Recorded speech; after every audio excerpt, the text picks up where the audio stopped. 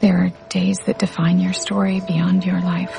Welcome to 5 Minute Arrival, the podcast where we look at the film Arrival 5 minutes at a time. I'm Robert. I'm Sarah. Any questions? What do they want? Where are they from? Why are they here? This is the priority. Our priority today, minutes 106 to 110, which begin with the shell over Maracay, Venezuela, dissipating into the clouds, along with the music track Rise from Johan Johansson's score. And we have two guests this time, Hayley Mervini and Katie Tomeny from Time Warp Radio. Hi. Hi. Human. Human. Yes. Hayley. Yeah. Katie. Human.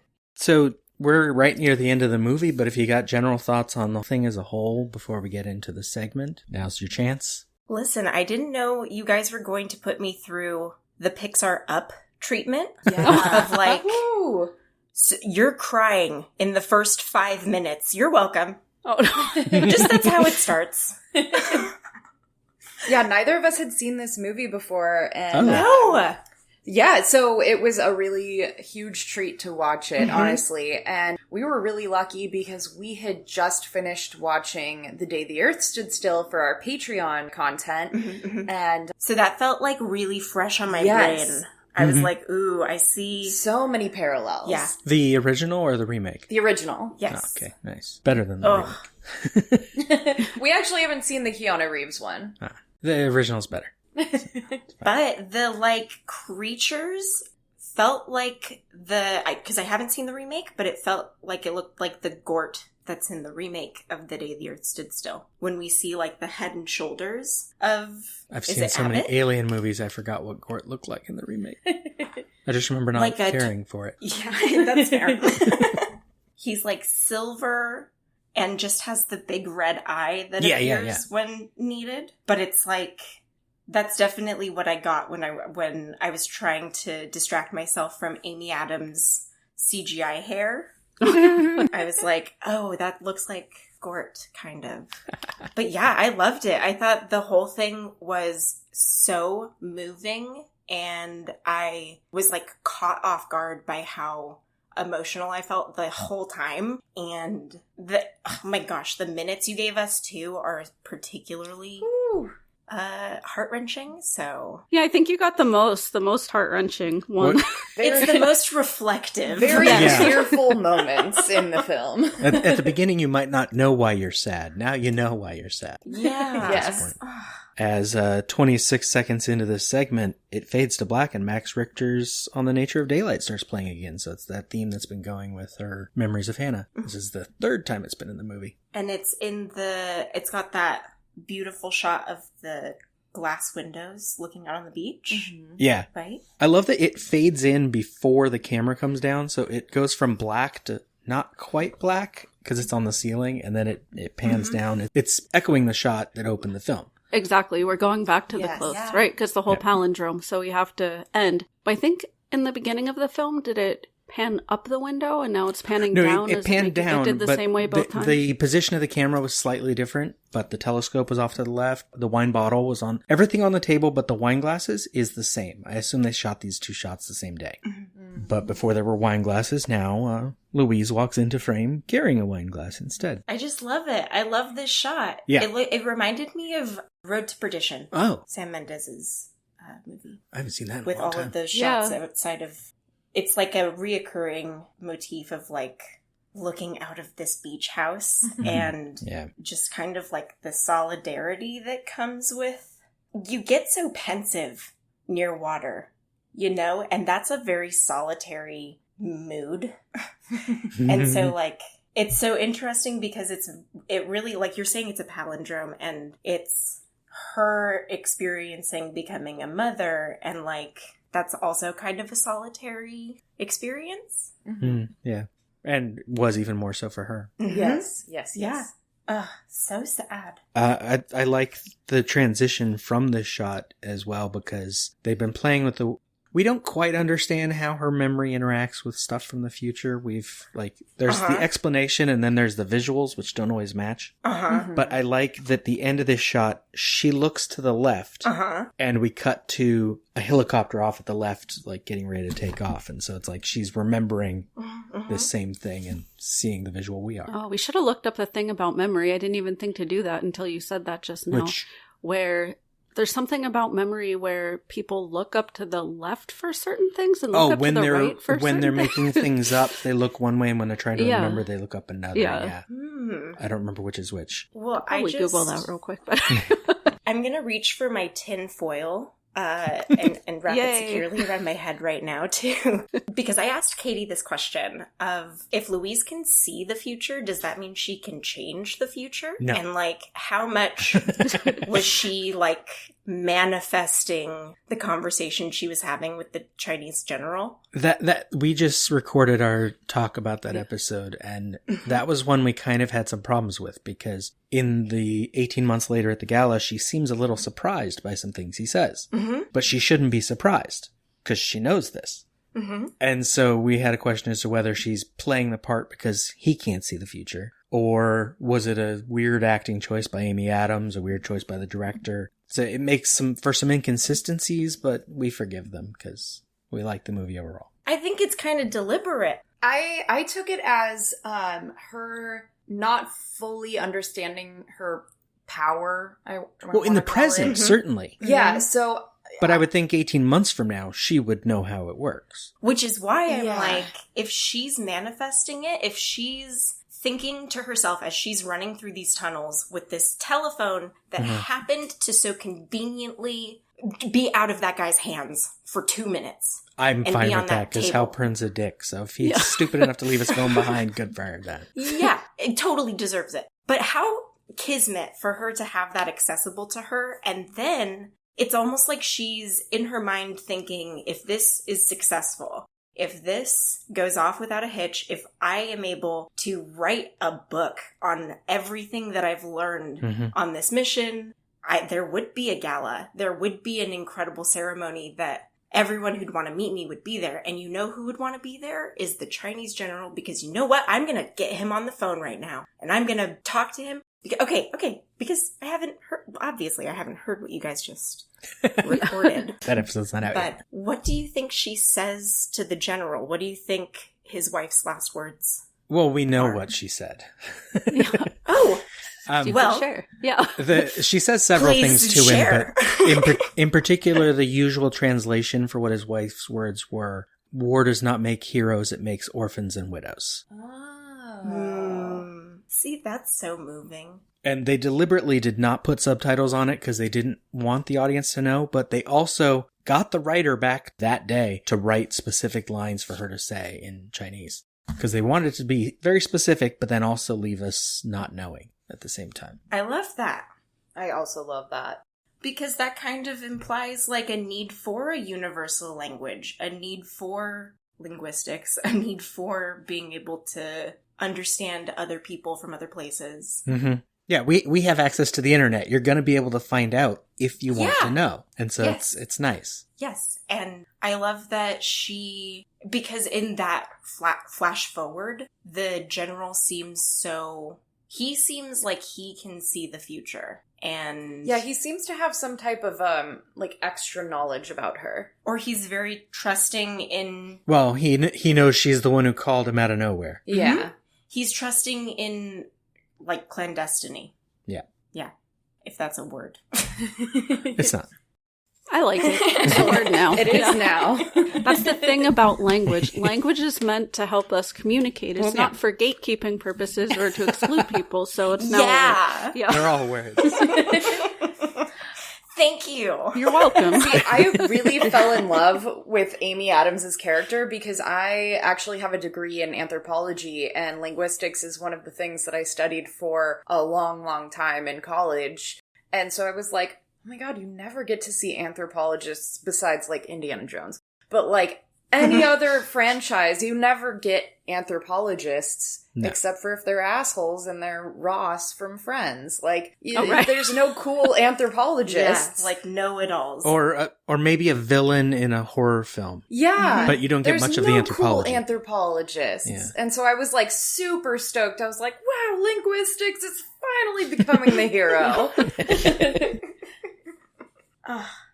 Then can she change the future? No. Because she... Okay.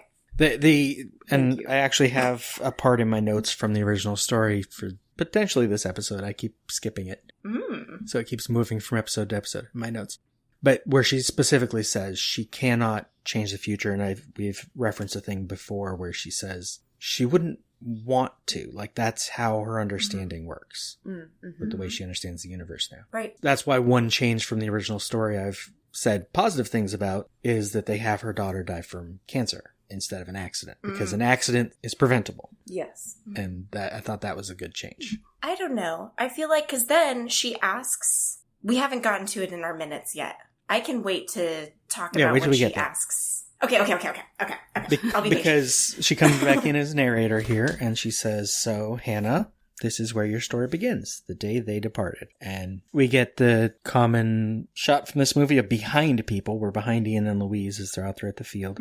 And he puts his hand on her shoulder. She doesn't seem to react, so he takes his hand away. Which I like that, because it gets better later. But there's this moment where she's not paying attention. So this is something that comes up a lot. Why do you think we get all of the shots from behind? Is it, again, like a palindromic thing? Like we're looking in front and we're looking behind and we're looking at things from various angles? Is there another reason they want shots? It's a common thing that the director does, not just in this movie. He does it in Blade Runner 2049.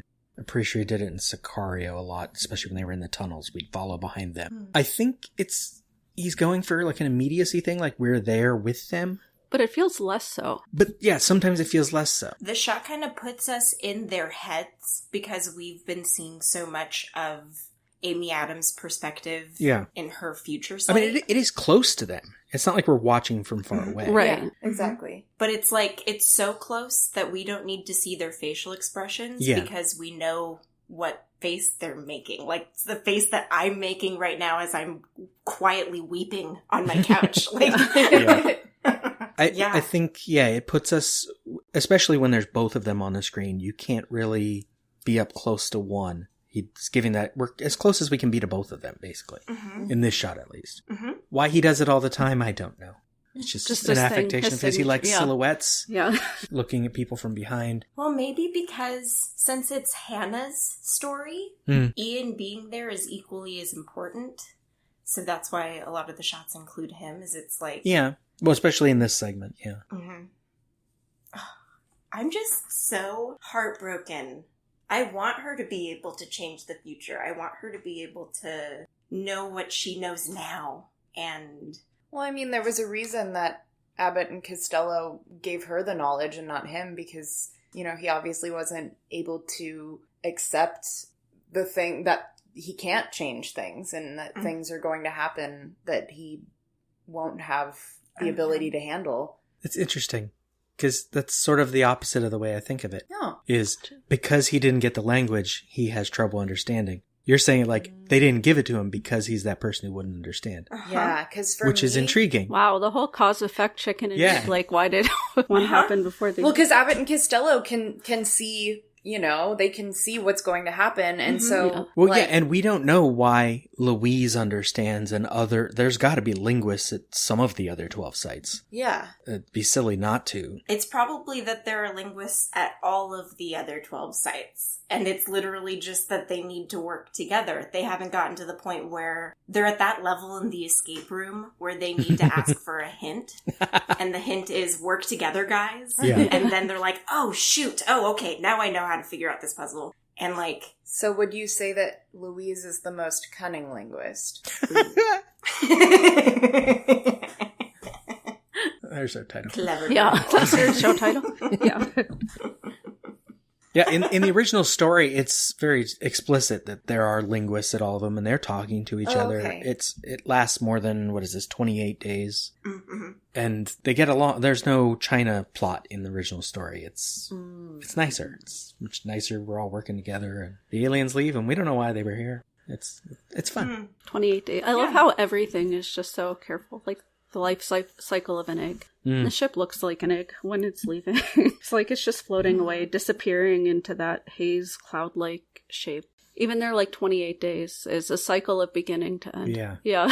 Does it I'm not sure. It's not going into light speed because we would see a tail. No. Of it going. It kind of just time warps, if you will. It kind of seems, yes.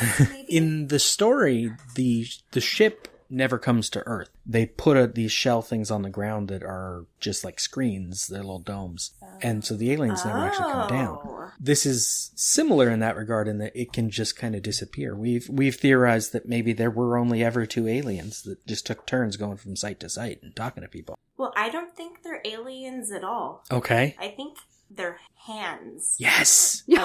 Of one being. Uh-huh. I like that.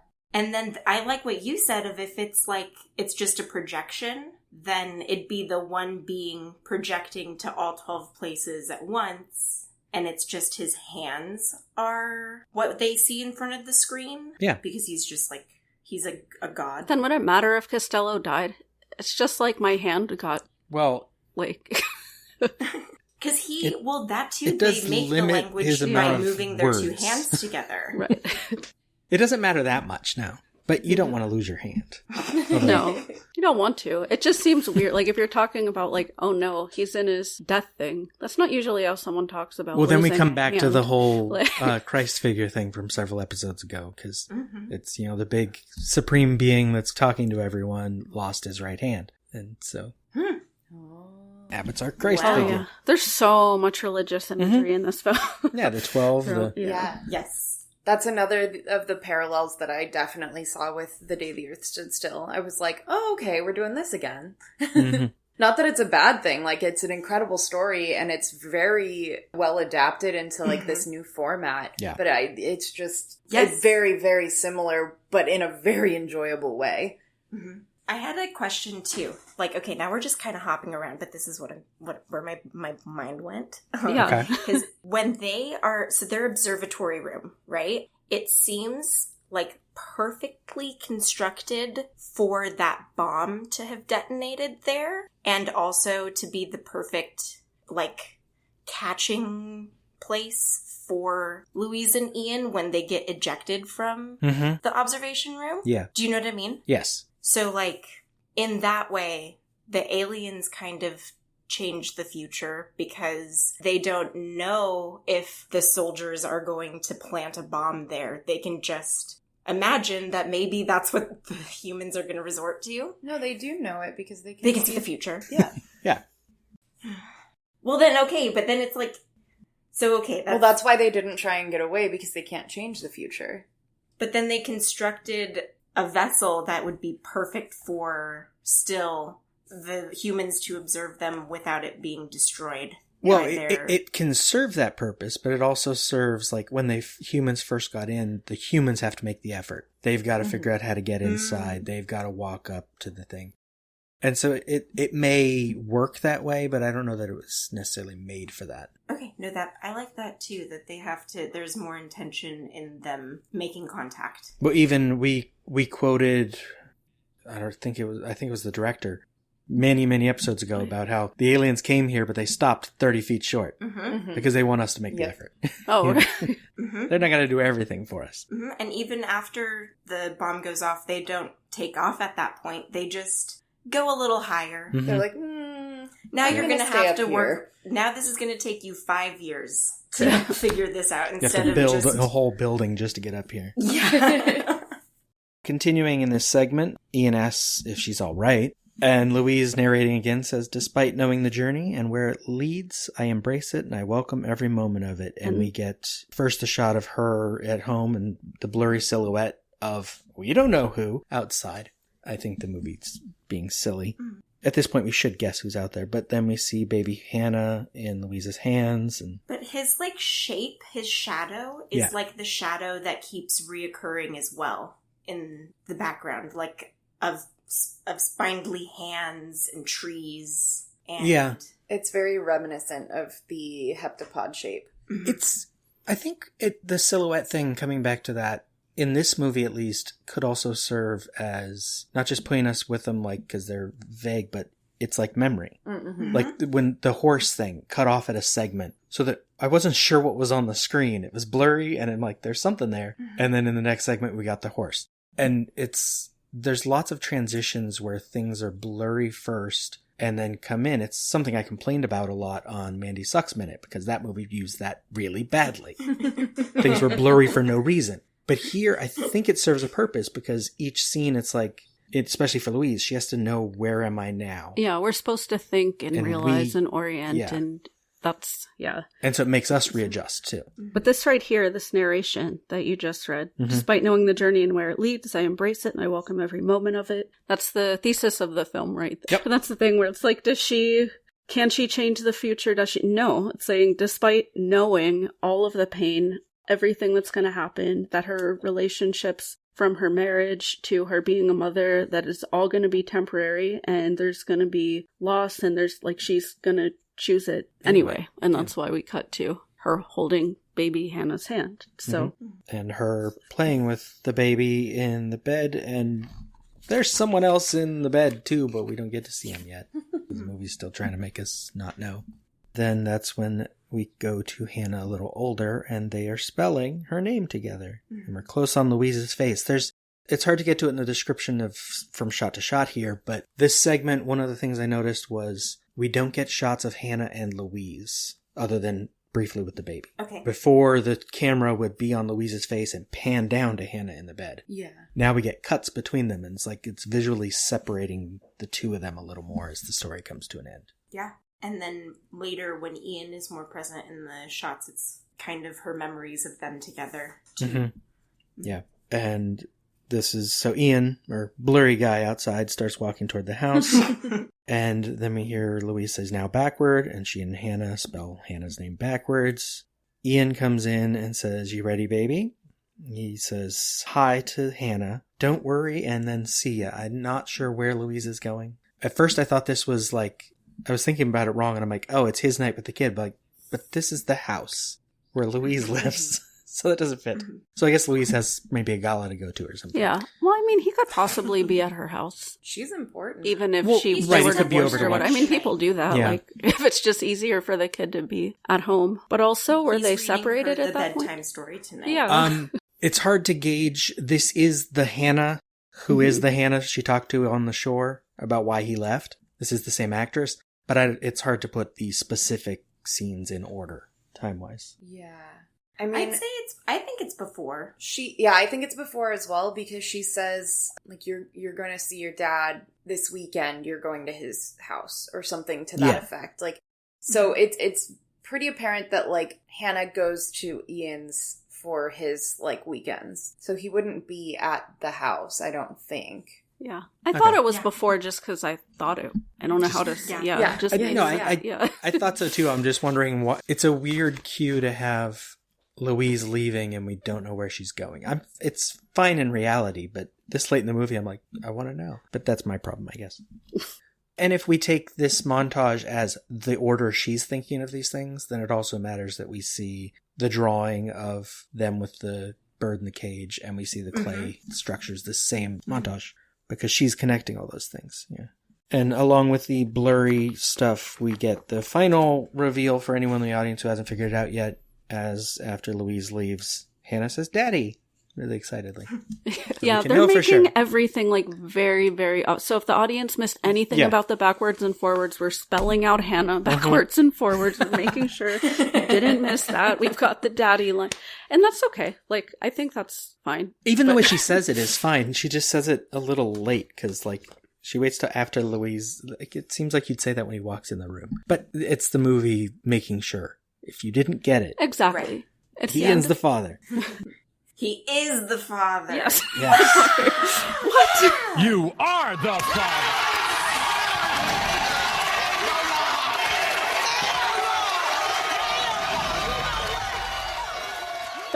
I told you. Jerry. And then he says, "You okay? I'm just going to roll over you." So he rolls over Hannah off the other side, which is funny. It's a cute, playful scene. It's like the only one where we really see Ian and Hannah. Yeah, because we couldn't before. Yeah. And he says, "Are you ready?" And then I guess he's we can't see it, but it looks like he's holding a book in his hands. And he says, "Oh, guess what? Star stuff," which I like that he calls her that. Yeah, it's cute. Goes back to like everything's made of star stuff, and that is cute. Then we get back to the present. Them in the field, and Louise says, "Ian?" He says, "Yeah. If you could see your whole life from start to finish, would you change things?" And I kind of like his answer. Maybe I'd say what I feel more often. I don't know. And of course, it's the big philosophical question that most of us think about at some point in our lives. Like, is there that thing that we would go back and change? And I don't know, like polling, if people would. I feel like a lot of people wouldn't. Like, I don't feel like I would. That was a question we asked on 2 Minutes About Time every week with every guest. And most of the guests didn't want to change anything. Yeah, that's what I'm thinking. Like, there were some where they wanted to relive a certain moment and be there and see it and feel it again. Yeah. But no one wanted to change things because unless it's recent, changing something means changing everything that comes after. It's a whole time travel movie problem. And I think that's also part of the point. Like, us realizing that even though we have to deal with pain and loss and everything being temporary, like, we wouldn't still go back. Like, the idea of going back to change something makes, I think, a lot of people feel really uneasy, like you said. Right. Like, they it's would a be great dramatic premise. But when you really think about it, it would be hard to do, even if it were possible. Yeah. Absolutely. Which is part of the point of the movie. But okay, so he says, he's the scientist, right? Mm-hmm. He says to her that he would communicate better how he was feeling as a human. Yeah. And is that going to help Louise in maybe changing how she reacts to Hannah in the earlier flashbacks that we saw, where she was impatient and frustrated about anything that had to do with Ian, because at that point Ian had been missing from her memories. Yeah. Do you know what I mean? Like, she couldn't remember any of the happy times they'd had together because he hadn't yet been introduced into her metaphysical mind. Right. And so, like, is now going forward, is Louise going to say how she feels more often? And is that maybe going to lead to a more long-term relationship with Ian, where maybe she doesn't end up divorced? Because she says that she finds out how her husband left her. Yeah. And, like, she doesn't sound happy about that reality. She sounds like now that I know that's how that happens, like, can't I learn from that? Well, you know? She could learn from it, but that doesn't mean she can change it. Mm-hmm. So maybe she feels better about it. Maybe that's why, like, in theory, she should remember Ian and her relationship with him much better than she remembers Hannah, because it's the more recent future. And so it should be fresher in her brain. I think it seems like it works like memory, like recent events, big events matter. So him leaving didn't hurt as much as Hannah dying, or she would have remembered it sooner. Mm-hmm. So maybe she deals with it better because she knows it's happening, but no matter what, a kid dying, it's still going to be sad even if you know it's coming. You can't process that as easily as a relationship fizzling out. Mm-mm. Yeah. Or maybe it's the opposite. Maybe that's more of why it does fizzle out, is that, we know at some point she tells him about what's going to happen to Hannah and he doesn't like that, but maybe there was more where she's just doesn't ever, maybe they never get along as well as they should have. I don't know. We don't see the relationship much. Right. That's a good point. The movie ends. We don't see their life outside of this mission. Right. You know, they're in a very concentrated bubble Mm-hmm. where, like, of course we want them to be romantic leads with each other. Of course we want them to be perfect for each other. I have to warn you. I've heard relationships based on intense experiences never work. Okay. We'll have to base it on sex then.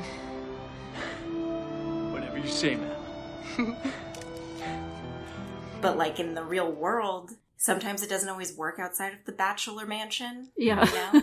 Yeah. And, like, it could, you're totally right. They could have had a terrible relationship because at the core of it, he's a scientist and she's a linguist. Yeah. I don't know. He's like a physicist. Like, he's like heavy-duty science. He's the numbers guy. Right. Yeah. But maybe Louise knows now that she won't tell him Hannah's...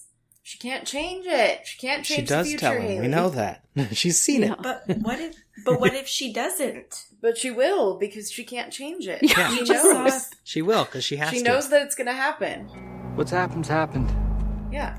Listen, my tinfoil's on pretty tightly, but I think the metaphysics checks out that it's possible that she maybe doesn't tell him. In your mind, yes. In reality, no. What is reality? I think maybe we're talking about a movie. Fanfic is what you're looking for. The film is just vague enough that I think it holds up. Yeah. So in the future, Louise with her wine glass is like dancing toward Ian, still out of frame, even though now we know he's there. And then in the present, Ian says, looking up at the sky again, "You know, I've had my head tilted up to the stars for as long as I can remember. You know what surprised me the most? It wasn't meeting them. It was meeting you." Boo. You just said you wanted them to be together. I know. No, you don't like the big romantic moment at the end that the audience was waiting for. I'm okay with this line. It's the baby line later that bothers me. Oh, yeah. Ooh, okay. Yeah, that is cringy. But yeah, it was just like, I felt it coming really hard. And I was, That's what she said. yeah. Yeah. I was just like, oh, he's going to say the cheesy line? Yeah. Yep. But again, he's a kind of a single guy that has not had a lot of romantic luck. Right. Yeah, he's a numbers guy, and he says, like, early in the film, like, yeah, I'm not really good with ladies. Right. But that also, there isn't more truer of a statement for him. For both of them. That, yes, she's telling the story of Hannah. It's the most important part of that mission is that she meets Ian. Yeah. And that she falls in love with Ian. That's just a big part of the theme and the thesis, too, is that we're looking outside for answers. We're always looking to things outside of ourselves to solve things, for the universe to, like, reveal some big, grand truth. When it's our own experiences and embracing what's right in front of us, the human emotions, the bonding. So I think it's just more expression of, it's a pretty cheesy line, but it's just more expression of like what the overall theme of the film is.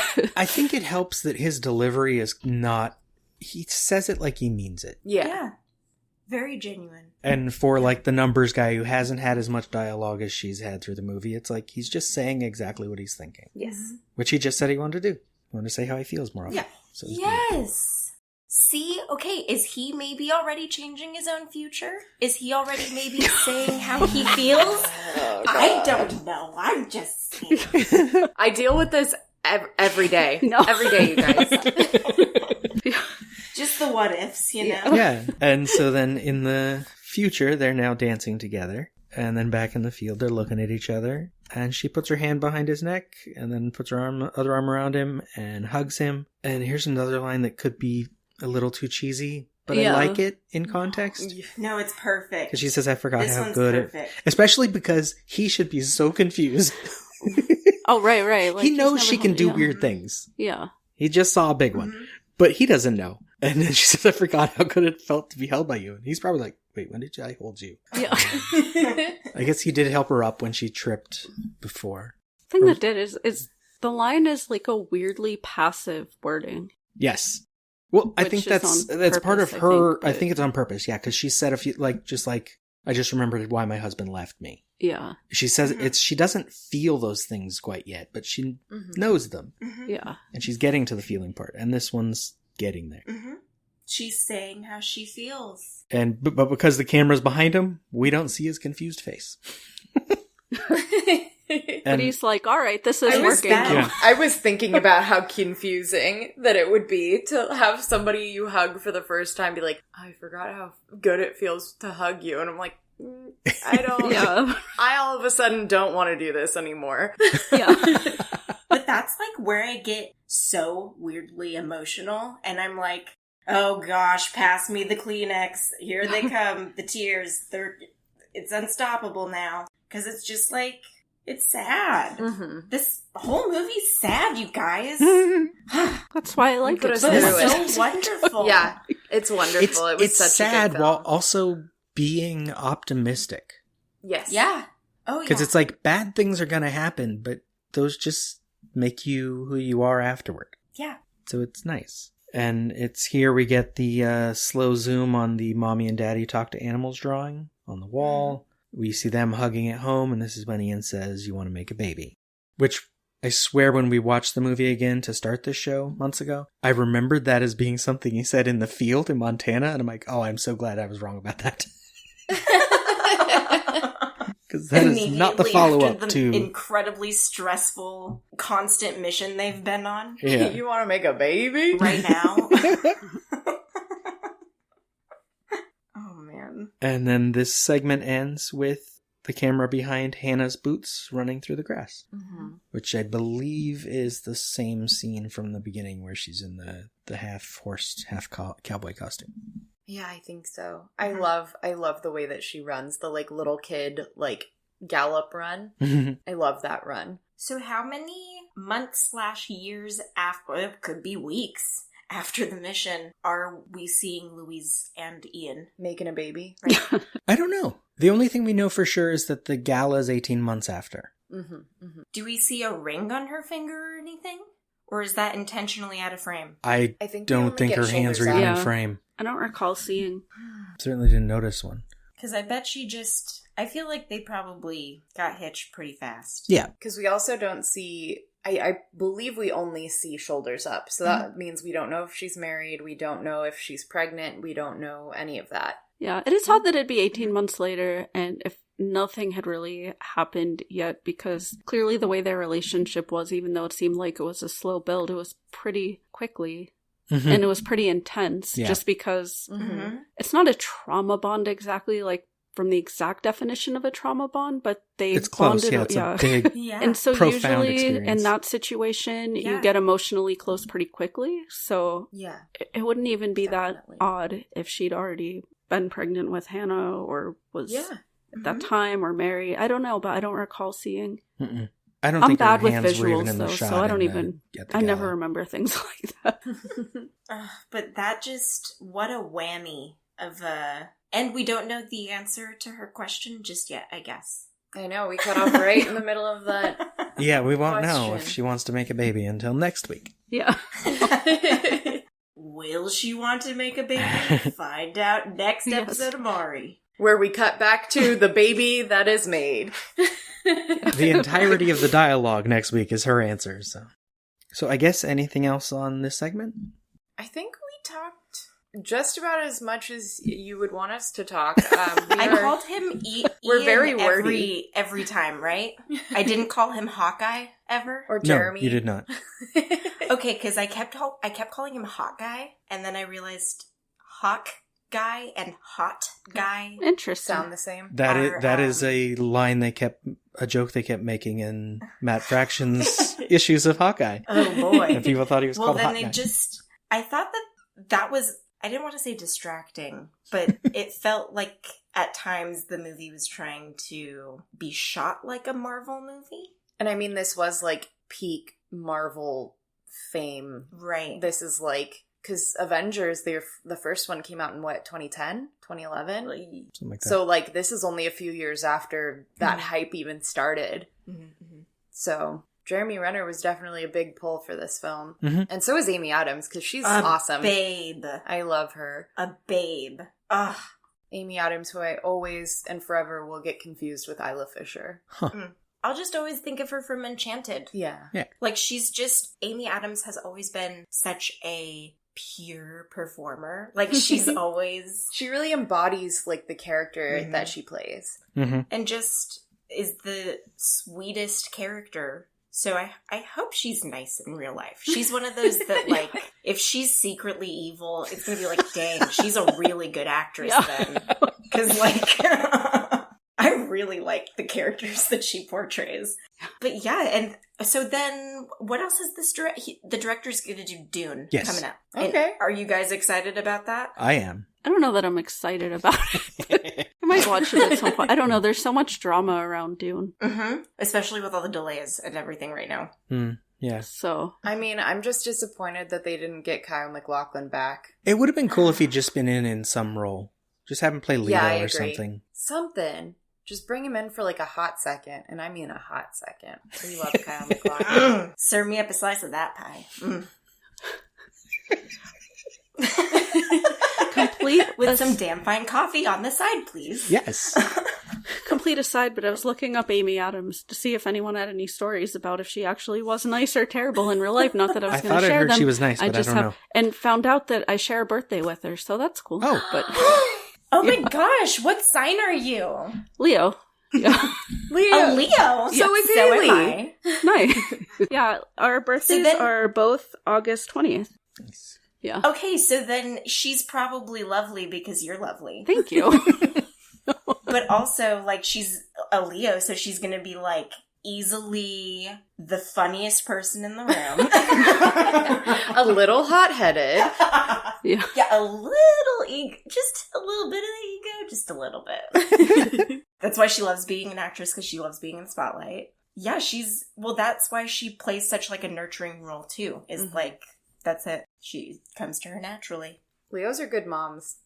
Thank you. I'm proud. They're like mama bears. Yeah. We're very, like, protective. I don't even know you, but I'm gonna... Yeah, exactly. I'm like, I don't know you, but I'm gonna compliment your mothering. Thank you. I appreciate that. No. You're like, this is my pride. Yes. Do not touch my pride. Yeah. Now, if the listeners want to hear you talk more about, I don't know, astrology of other characters... Ooh, I need that show. Don't get me started. I'm like way into astrology, like way into it, and he's not so much into it. Hey man, we are just starting our Patreon content, so you never know. DM me your chart. We should chat. I love talking about that kind of stuff. Awesome, perfect. Anyway. Really quick, big three. So I'm a Leo, but I'm a Capricorn rising, so that's why I'm not as outgoing as... No, that's why you're into podcasting, because you like putting, like, goals in front of yourself, and you like planning and seeing things through, and you're very stable with your commitments. With my commitments, not with much else in my life. He was, like, trying so hard not to laugh at calling me stable. No, it wasn't that she called you stable. It was that you reacted like you were shocked. What? I am. It's like a very specific stable. I'm stable with work. Like I am very good at goal setting and like all of that stuff. But inside, I'm just a wreck. But I just always handle my business anyway. Yeah. But wait, then what's your moon sign? Are you a Pisces? I'm a Cancer moon, so water, but Cancer. So I'm also very like. So that's why you just said that you're a mess on the inside, because Cancers are something else. Katie is a Cancer. I'm a Cancer rising. Cancer rising. And I have my Mercury and my Venus in Cancer, so... We cry a lot. Yeah, that's why I was crying watching this movie, is because I was like, I'm feeling this right now. Oh my gosh, and she's talking about her feelings. Oh my gosh, this is like a turn on, and I'm getting emotional. And I'm Cancer moon, but I have a Virgo stellium. I'm Virgo Mercury, Virgo Venus, Virgo Mars. I'm just like... Okay, so doubly why you're like, give me goals, give me task lists. Yes. I love crossing stuff off. And why you guys are working together on this. Yeah. Because you're like, I love having a partner on a project. Yeah. Exactly. Robert just giggled like a girl. But he's a Pisces rising. That's why. He's the Pisces. That is why he giggled like a girl. Yeah. I also love talking about astrology with people who know very little about astrology, like with them just being in the room, because they're like, I have no idea what any of this means. And they'll be like, yeah, I'm a Capricorn, and you're like, ooh, that explains a lot. And they're like, what does that mean? And you're like, you know what that means.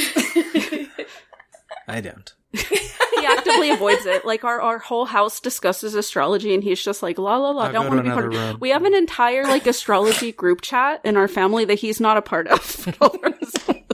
So wait, what's your sun sign? Mine? He's an What's your Aquarius. like main? Is that where Me too. Yeah, I knew that.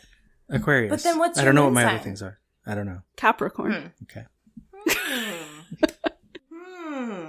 Because usually, the reason you're probably doing this and other movie by minute podcasts is because as an Aquarius, you like big concepts, going out there, reaching to the outer ends of outer space, and like theorizing. Okay. And that's why you like metaphysics and stuff. Yes, because I am also an Aquarius and I can vouch for that.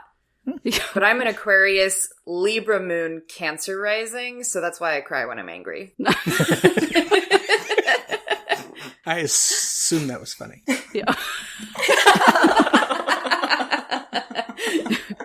So we don't host an astrology podcast. No, we don't. We host a movie by minute podcast. Our first season was about the Rocky Horror Picture Show. It's called Time Warp Radio. And our second season, which is actually, by the time this comes out, we'll probably be maybe like halfway done. When is this being aired? This will come out in like 2 weeks. Oh, okay, never mind. We live dangerously. We just record. We're not like people who record like so far in advance. We're like, oh, do we have a show for this week? Cool. Oh, perfect. Because we do too. We live on the edge. We're in that same camp. Yeah. Yeah, I haven't recorded my show for tomorrow yet. Yeah. So.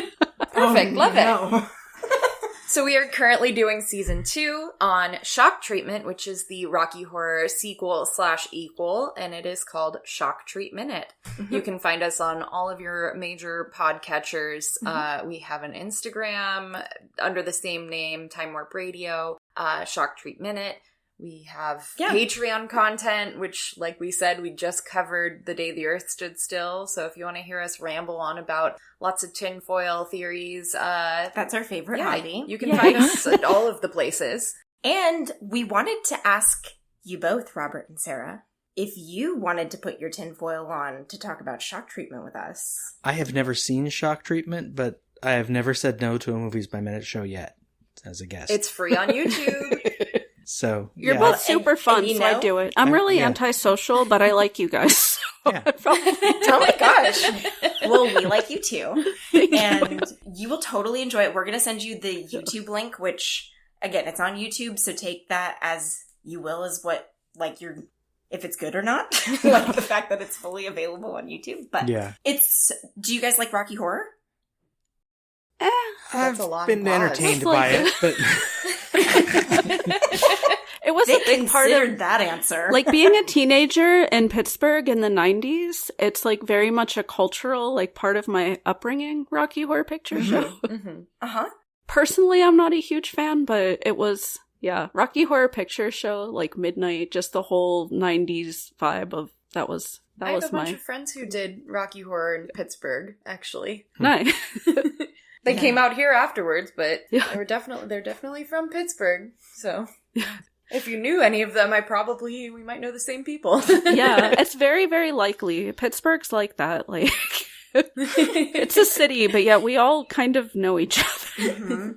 Yeah. But the Shock Treatment is weird, and you'll definitely, if you were confused the first time you watched Rocky Horror, you'll definitely be confused the first time you watch Shock Treatment. Confused is good. I purposely watch bad movies, so I'm fine with it. So do we. And is it bad, or is it so bad that it's good? I don't know. I haven't watched it yet. It's such a fine line. Really? So yes, we will definitely have to arrange that for you guys to come onto our show. Awesome. And we've only got one episode left of this show. Yes. We have one more line of dialogue and some credits. That's what we're... Yes, 2 words. Oh my gosh! One line. And credits roll. We are almost done. But then you guys can really talk about everything that you want to get off your chest, because I'm sure there's like still so many things that you guys are thinking about. Yeah, or just putting it all together, like things. Pick which tangent was the good one, because we've probably said so many things. Yeah. Over these. You got to put together your Charlie Day red yarn wall. Yeah. Diagram it all, figure out what fits. Yeah. What's left, and then run with it. Exactly. Yeah, that just happened. Thank you for listening. Follow the show on Facebook, Twitter, and Instagram at 5 Minute Arrival. Or go to lemmingdrops.com for links.